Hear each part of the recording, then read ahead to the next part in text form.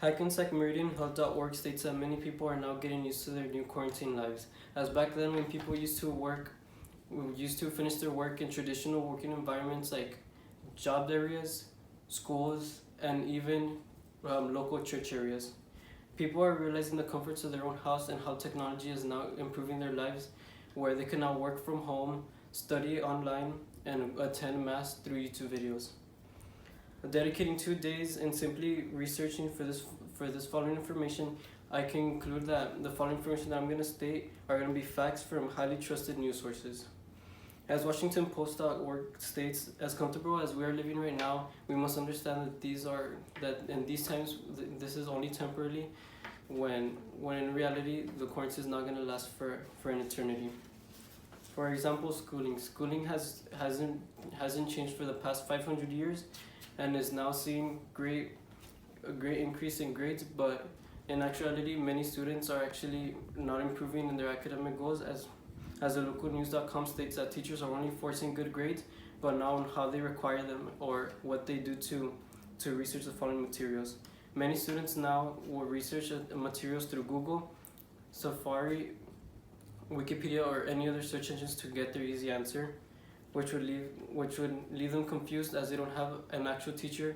to teach them or guide them in their academic goals to success. And those few students that did not pay attention back when quarantine wasn't a thing, they are now facing even worse problems, as now they have the ability to just swipe a notification from their own teacher and miss out on a whole assignment, which could expose them to failing the class. And jobs are now changing critically, as many people are now losing their jobs. As the ROAS states, 36.5 million people have lost their jobs in only 8 weeks. And for those who have been blessed to not lose their jobs, they are currently exposed to many distractions, as they are now working at home, whether they're being distracted by their children or certain luxuries like TV or radio stations, which may cause their work to seem like an option instead of a priority, which can cause them to finish a lot of their work at the last minute, obviously taking advantage. So the church has also seen its state of change, as now everyone's in lockdown, and the church as well, only including the priest and a few nuns. It's amazing how now we can communicate through online, as people now,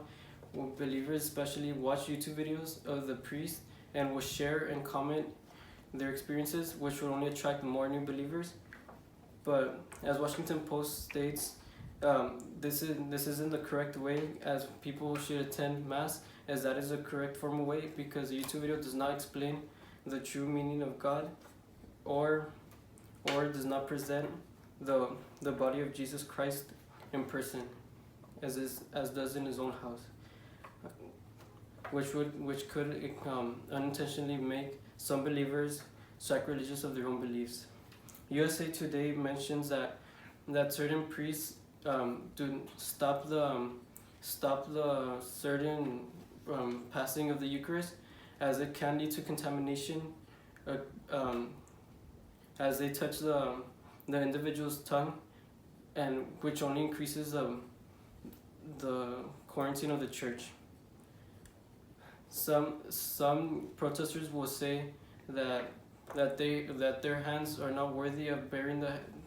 the body of Christ of Jesus, and for those reasons we are now in our own homes, as we cannot trust even our own believers. And it's sad, because now we cannot view the process of transubstantiation, where the priest turns the Eucharist into the body of Christ. People must be aware that this